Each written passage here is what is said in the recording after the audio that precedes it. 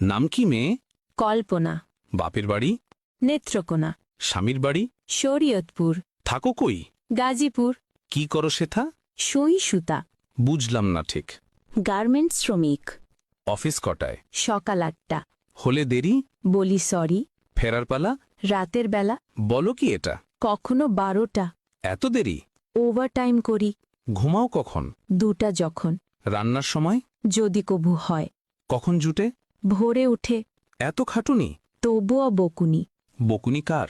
Supervisor. কেন বকাবকি? কাজ থাকলে বাকি। এত কড়া শাসন? চাকরিটাই এমন।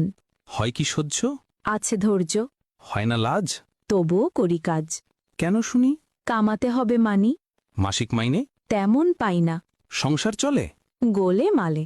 বলোই কি? অভাবেই থাকি। অসুখ হলে কভু? কাজে যাই তবু। একদিন না গেলে? হাজিরা বোনাস জলে।